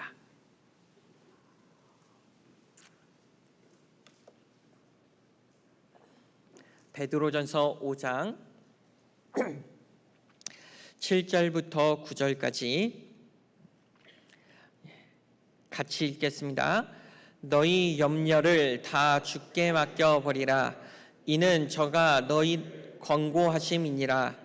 근신하라, 깨어라. 너희 대적 마귀가 우는 사자같이 두루다니며 삼킬 자를 찾나니 너희는 믿음을 굳게 하여 저를 대적하라. 이는 세상에 있는 너희 형제들도 동일한 고난을 당하는 줄을 알미니라. 우리가 계속해서 근심하고 있으면 넘어질 수 있다는 걸 알기 때문에 하나님께서 무엇을 말씀하고 있냐? 너희 염려를 다 주께 맡겨 버려라 라고 말씀하고 있는 겁니다. 왜냐, 그 염려를 내가 계속 갖고 있으면 마귀가 틈을 타고 들어오기 때문에 그렇습니다. 그러니까 염려와 근심을 내가 계속 가지고 있을 게 아니라 이 시험으로 인해 오는 근심을 주님께 맡겨버리는 겁니다. 시험이 사라져서 근심이 사라지는 게 아닙니다. 시험은 여전히 나에게 있어요. 그러나 그 근심과 염려를 주님께 맡겨버리는 겁니다. 그러면 우리는 그 근심으로 힘들어하는 게 아니라 주님께서 나를 도와주시고 나와 함께하고 있기 때문에 우리는 얼마든지 견뎌낼 수 있는 겁니다. 즐거워할 수 있습니다. 처음에 완만한 경사를 올라가요. 완만한 경사니까 뭐 별것 아니라고 생각해요. 그런데 그 완만한 경사지만 그 길이 계속되면 어떻습니까? 힘들어지죠. 우리는 이런 길을 걸어가고 있는 거예요. 그런데 그 완만한 경사를 잘 올라갈 수 있는 것은 다른 보조 도구를 이용하면 됩니다. 그러면 그 경사가 계속돼도 우리는 손쉽게 올라갈 수 있습니다. 나를 도와주는 도구가 뭐냐? 믿음이라는 거예요. 너희 믿음을 굳게 하여입니다. 믿음을 굳게 해야 우리에게 오는 여러 가지 시험으로 인해 근심하지 않을 수 있고 주님께 염려를 맡깁니다. 우리는 염려를 맡기려고 하는데, 주님께 염려를 맡겼다고 하는데 계속해서 내가 걱정하고 있어요. 그 맡긴 거예요, 안 맡긴 거예요? 안 맡긴 거잖아요. 왜 맡기지 못하고 내가 계속 걱정하냐? 믿지 못하는 겁니다. 믿으면 맡기고 걱정 안 해요. 자, 어린 아이들 같은 경우 뭐 병뚜껑 따달라 그래요. 왜? 자기는 힘이 없으니까 병뚜껑 못 따죠. 그 어른한테 부탁하죠. 따달라고 하면서 걱정합니까, 아이가? 혹시 이걸 딸 수 있을까 막 이런 초조한 눈빛으로 쳐다봐요? 당연히 따줄 수 있다는 걸 믿고 아무 생각 안 해요. 왜? 나는 못하지만 해줄 수 있다는 걸 믿기 때문에 그런 겁니다. 그것과 같은 마음이 필요하다는 거예요. 그래서 우리에게 어린아이들 같은 마음을 가지라고 말씀하는 겁니다. 하나님이 못하십니까? 자, 아이들이 부르는 찬양 중 이런 찬양이 있어요. 내 하나님은 크고 힘있고 능히 있어. 그 다음 가사가 뭔지 아세요? 못할 일 전혀 없네요. 내 하나님 크고 힘있고 능력 있죠? 못할 일 있어요, 없어요? 못할 일 없잖아요. 그런데 왜 걱정하세요? 걱정할 필요 없잖아요. 주님께 맡기면 됩니다. 맡기면 다 해주세요. 그냥 아이가 자기가 병뚜껑 못 따면서 계속 병뚜껑 따겠다고 낑낑대고 있는 거랑 똑같은 겁니다. 맡기면 쉽게 해결될 일이 해결이 안 되는 거예요. 내가 고민한다고 해결됩니까? 해결 안 되잖아요. 내가 전도하는 사람이 구원받기를 간절히 원해요. 근데 내가 한다고 그 사람 구원 받아요? 내가 구원해 줄 수 있어요? 못하는 일이잖아요. 그럼 누구에게 맡겨야 됩니까? 주님께 맡겨야죠. 주님이 우리에게 약속해 주셨어요. 주 예수를 믿으라. 그리하면 너만 구원받아요? 너와 네 집이 구원받는다고 약속했어요, 안 했어요? 근데 왜 고민하세요? 해준다고 약속했는데 하나님께서는 기도할 때 받은 줄로 믿으라라고 말씀하셨습니다. 마가복음에 보면 너희가 기도하는 것은, 구하는 것은 받은 줄로 믿으라. 그리하면 너희에게 그대로 되리라라고 말씀하셨어요. 믿으래요. 근데 왜 안 믿으십니까? 믿으셔야죠. 믿고 기도하면 해준대요. 믿으세요. 그러니까 염려를 주님께 맡기라는 겁니다. 그게 굳건한 믿음이죠. 그 굳건한 믿음을 굳게 하면 마귀가 아무리 나를 쥐고 흔들려고 해도, 나를 아무리 넘어뜨리려고 해도 내가 넘어지지 않을 수 있습니다. 내가 걷는 길이 그냥 가벼운 골짜기일 수도 있어요. 그러나 나중에 시간이 가면 깊은 골짜기, 더 험한 골짜기가 등장할 수도 있습니다. 그 골짜기를 어떻게 하면 통과할 수 있냐? 믿음으로 무장하면 됩니다. 믿음 가지고 가면 됩니다. 내가 믿음을 가지고 있으면 이 잠깐의 근심이 큰 기쁨으로 바뀝니다. 근데 내가 믿음을 가지고 있지 않죠. 그럼 그 잠깐의 근심이 더 큰 근심으로 바뀝니다. 분명히 동일한 일이에요. 동일한 상황입니다. 그걸 큰 기쁨으로 바꾸느냐, 큰 근심으로 바꾸느냐는 내가 믿음을 가지고 있느냐, 그렇지 못하느냐의 차이입니다. 상황이 해결돼서가 아닙니다. 내가 주님을 믿고 있기 때문에, 주님을 바라보고 있기 때문에 그렇습니다. 바울도 믿음이 있기 때문에 그 많은 환난 가운데서 감사할 수 있고 기뻐할 수 있었습니다.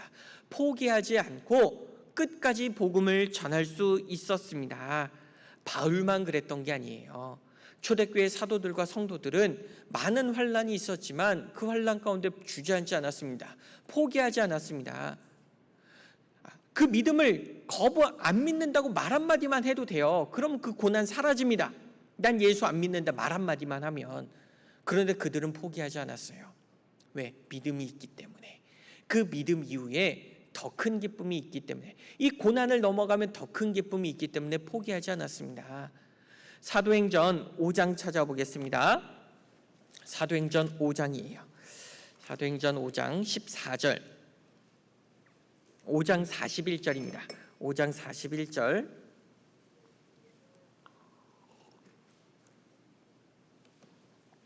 사도행전 5장 41절.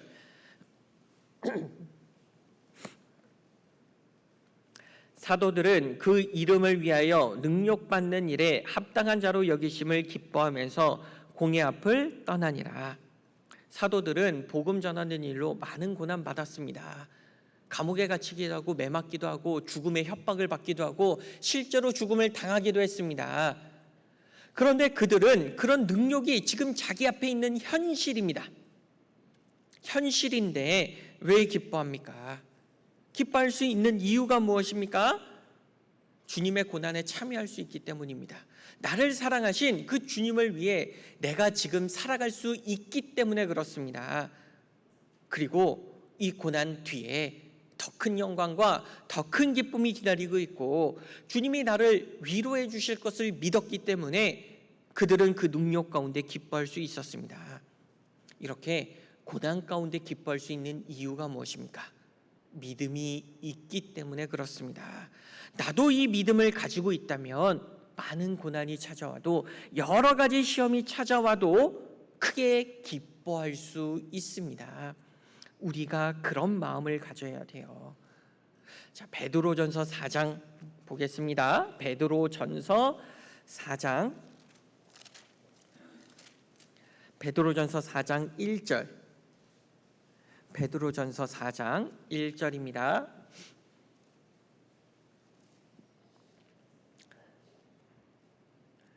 그리스도께서 이미 육체의 고난을 받으셨으니 너희도 같은 마음으로 갑옷을 삼으라. 이는 육체의 고난을 받은 자가 죄를 그쳤음이니. 예수님께서 육체의 고난을 받으셨으니 너희도 같은 마음으로 해요. 예수님께서 왜 육체의 고난을 받으셨습니까? 히브리서 12장에 보면 십자가를 참으셨다라고 되어 있어요. 십자가를 참을 수 있습니까? 그거 어떻게 참아요? 사람이 견딜 수 있는 고통이 아닙니다. 그런데 그 십자가를 참을 수 있었던 비결이 뭐냐? 그 앞에 있는 영광을 위하여, 기쁨을 위하여, 즐거움을 위하여 십자가를 참았다라고 되어 있습니다. 예수님이 즐거움이 그 앞에 십자가를 넘어가면 그 뒤에 즐거움이 있기 때문에 십자가를 참았대요. 기쁨과 즐거움이 있으면 고난이 있어도 참을 수 있어요. 견딜 수 있습니다. 어려움을 이겨낼 수 있어요. 회사에 출근했어요. 근데 퇴근하는 시간이 있죠. 그러니까 회사에서 힘든 일이 있어도 견뎌요, 못 견뎌요? 견디죠. 회사에서 막 너무 힘든 일이 있어요. 근데 한 달 뒤에 뭐가 있어요? 월급날이 있죠. 그 월급 바라보니까 참을 수 있죠. 힘들어도 참잖아요. 그것처럼 그 뒤에 즐거운 게 놓여 있으면 사람은 견딜 수 있습니다. 그것처럼 예수님이 그 십자가의 고통을 참을 수 있었던 비결은 그 십자가의 고통보다 더 큰 즐거움이 있는 겁니다. 그게 무엇이었을까요? 십자가를 참고 나면, 십자가의 고통이 끝나고 나면 무슨 일이 있어요? 내가 구원받잖아요. 나의 본 겁니다. 내가 구원받고 기뻐하는 모습을 예수님이 본 거예요. 십자가에서 보니까 이 고통 참을 수 있는 겁니다. 그 예수님께서 육체의 고난을 받았습니다. 같은 마음을 가졌어요. 내가 고난 오면 주저앉습니까? 나도 견딜 수 있는 거예요. 전도할 때 포기 안 하는 이유가 뭐예요? 전도할 때 많은 핍박 받죠. 많은 고난 받죠. 욕도 먹어요. 때로는 맞는 분들도 있습니다. 근데 왜 참아요? 그 사람이 구원받는 그 모습 상상하면서 참는 거잖아요. 구원받고 기뻐하는 모습 생각하니까 참아지죠. 그런 마음을 우리도 갖는 것이 필요하다는 거예요. 그것이 우리 마음의 갑옷이 되는 겁니다. 마귀가 아무리 우리를 공격합니다. 불화살을 날려요. 창을 찔러요. 그런데 갑옷을 입고 있으니까 견디게 되는 겁니다. 참을 수 있는 겁니다. 그런데 그 갑옷이 무엇이 갑옷이 되는 거냐? 우리 육체의 고난이 우리의 갑옷이 되는 겁니다. 자, 사람이 같은 일을 반복하면 손에 굳은 살이 배기죠. 처음에는 아파요. 그런데 굳은 살이 배기면 나중엔 아프지 않게 되는 겁니다. 그것처럼 내가 육체의 고난을 받으면 그 고난이 갑옷이 되어줍니다. 그래서 마귀가 나를 아무리 공격해도 우리는 넘어지지 않습니다. 내가 언제 하나님을 떠나고 언제 죄를 많이 짓습니까? 바쁘고 힘들 때예요? 내가 평안하고 여유 있을 때예요? 자, 너무 바빠서 성경도 못 읽고 기도도 못 한다는 분들이 있어요. 내가 조금 여유가 되면 할게요 라는 분들이 있습니다. 그래서 여유가 주어졌어요. 성경 읽어요? 안 읽어요. 오히려 죄 짓는 데 빨라집니다. 내가 고난이 있기 때문에, 너무 바쁘고 힘들기 때문에 주님을 바라보게 되어 있는 겁니다. 그래서 육체의 고난을 받은 자가 죄를 그치게 되어 있는 거예요. 죄 지을 시간이 어디 있습니까? 교회 갈 시간도 없는데, 내가 교제 갈 시간도 없는데 죄 지을 시간이 어디 있어요? 육체의 고난을 받는 자가 죄를 그치게 되고 그 고난이 내 마음의 갑옷이 되는 것입니다. 그래서 우리가 쉽게 넘어지지 않습니다.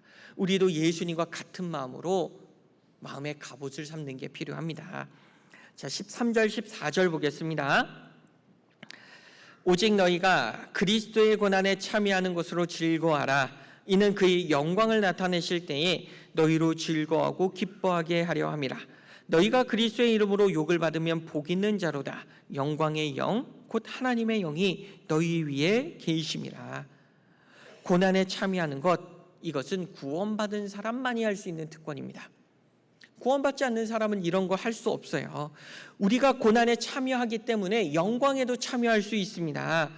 나에게 고난을 허락하신 이유가 무엇입니까? 더 큰 영광을 주시기 위함이에요. 나에게 주어질 영광을 생각한다면 지금 고난에 참여하는 것 얼마든지 기뻐하고 즐거워할 수 있습니다. 그리고 내가 고난을 받을 때 정말 주님께서 나와 함께 하시는구나, 주님이 나를 정말로 지켜주고 보호하고 있구나, 그걸 느끼게 되는 거예요. 고난이 있을 때 느낍니다. 고난이 있을 때 알 수 있습니다. 우리가 받는 고난이 커지면 커질수록 우리가 받는 위로도 커져요. 내가 정말 이 세상 살아가면서 주님을 위해 고난 많이 받았습니다. 그러다가 주님 앞에 가게 됐어요. 주님께서 우리를 위로해 주시겠죠.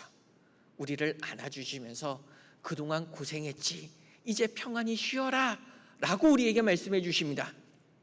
그럼 그동안 고난받은 거 기억나겠어요? 기억 안 납니다. 자, 내가 정말 전도하려고 고생한 사람이 있다고 생각해 봐요. 근데 그 사람이 구원을 받고 나서 한마디 합니다. 고맙다고. 그동안 고생하고 기억나겠어요? 사라집니다. 우리를 위로해 주신대요. 그 마음을, 그걸 우리에게 알려주고 있습니다. 더 많은 위로를 해주시려고 더 큰 고난을 우리가 겪게 만드시는 거예요. 여러 가지 시험 주시죠? 왜 주십니까? 기쁨 주려고 주는 거예요. 고생하려고 주는 거 아닙니다. 내가 힘들어하는 모습 보면서 막 즐거워하고 계신 게 아니에요. 막 영화 보듯이 그렇게 보는 거 아닙니다. 주님도 얼마나 초조하시겠어요. 내가 힘들어하고 막 넘어지려고 그러고 쓰러지려고 하고 있는데 어떤 마음으로, 애타는 마음으로 바라보잖아요. 아이가 걷기 위해선 넘어지는 과정도 필요해요. 그런데 부모가 손 놓고 있는 거 아니죠. 아이 입장에서는 왜 내가 넘어지는데 가만히 있어 라는 생각할 수 있잖아요. 근데 부모는 어떻게 해요? 혹시 넘어질 때 크게 다치지는 않을까 초조한 마음으로 따라가면서 보죠. 그리고 넘어지면 이렇게 세워주잖아요. 주님이 그런 마음으로 우리를 보신다니까요. 그 주님이 내 하나님이잖아요. 내 하나님이 나를 지켜주고 있습니다. 더 크게 다치지 않도록, 넘어지지 않도록 우리를 보호하고 계세요. 그분을 바라보세요. 여러 가지 시험 있어요. 잠깐 근심할 수 있습니다. 그러나 주저앉지는 않습니다. 우리가 넘어져서는 안 돼요. 자, 바람이 강하게 불면 나무가 넘어질 수 있죠. 뿌리채 뽑힙니다. 그렇죠. 가끔 태풍 불어서 나무가 뿌리채 뽑히는 그런 모습을 보기도 해요. 그런데 아무리 바람이 강해도 나무가 뿌리를 깊이 내리고 있으면 뽑혀요, 안 뽑혀요? 안 뽑혀요. 그럼 우리도 뿌리를 깊이 내리고 있어야 됩니다. 어디에 내려야 됩니까? 믿음에 내려야 돼요. 에베소서 3장 17절 보겠습니다. 에베소서 3장 17절.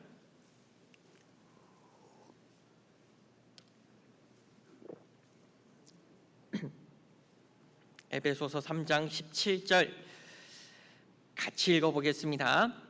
믿음으로 말미암아 그리스도께서 너희 마음에 계시게 하옵시고 너희가 사랑 가운데서 뿌리가 박히고 터가 굳어져서 믿음으로 말미암아 사랑 가운데서입니다. 내가 주님을 믿기 때문에, 주님께서 나를 사랑해 주시기 때문에 그 믿음과 사랑의 뿌리를 깊이 내려야 됩니다. 그러면 아무리 강한 바람이 나를 흔들려고 해도 잠깐 흔들릴 수는 있겠죠. 그러나 그 자리를 굳건히 지킬 수 있습니다. 그리고 나무가 넘어지지 않을 수 있는 또 하나의 비결이 있어요. 무엇이냐?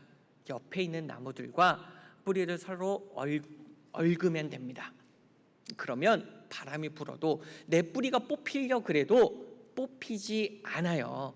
옆에 있는 나무의 뿌리들이 지켜주게 되는 겁니다. 나 혼자 있다고 생각해봐요. 나 혼자 믿음을 지켜야 됩니다. 많은 고난이 오고 시험이 오는데 나 혼자 어떻게든 믿음을 지켜내야 돼요. 쉽겠습니까? 근데 옆에 형제자매들이 있습니다. 형제자매들이 나를 위해 기도해주고 나를 위로해주고 힘이 되어줍니다. 그러면 동일한 고난이 와도 견딜 수 있어요. 코로나 때 교제 잘 못하고 말씀 잘 못 들어서 힘드셨죠? 그때 너무 힘들다고 상담 오시는 분들이 많았어요. 근데 얘기를 들어보면 예전에도 똑같은 고난이 있었거든요. 근데 그때는 잘 견디셨어요. 근데 코로나 때는 그걸 못 견디고 너무 힘들다고 찾아오는 거예요. 왜 그럴까 생각을 해봤습니다. 교제를 못하기 때문이구나. 교제할 때는 그 어려움 가운데서도 견딜 수 있는 힘이 생겼는데 교제를 못하고 있으니까 동일한 고난 가운데 지금 넘어지기 일보 직전이 되었구나 라는 생각을 하게 되었습니다. 그래서 그 뒤에 보면 무슨 말씀이 있냐. 18절에 능히 모든 성도와 함께 지식에 넘치는 그리스도의 사랑을 알아요. 성도들과 함께 할 때 그 사랑 가운데 뿌리를 내릴 수 있습니다. 우리를 이렇게 교회 가운데 불러주신 이유, 내 주변에 형제자매들을 주신 이유가 무엇입니까? 뿌리를 내릴 수 있게 하기 위해, 고난 가운데 시험 가운데 내가 넘어지지 않도록 하시기 위해서 하신 겁니다.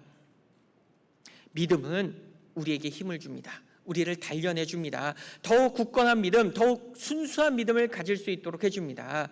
그리고 믿음은 내 눈앞에 있는 장애물만 바라보는 게 아니라 장애물 뒤에 있는 것을 바라볼 수 있게 해줍니다.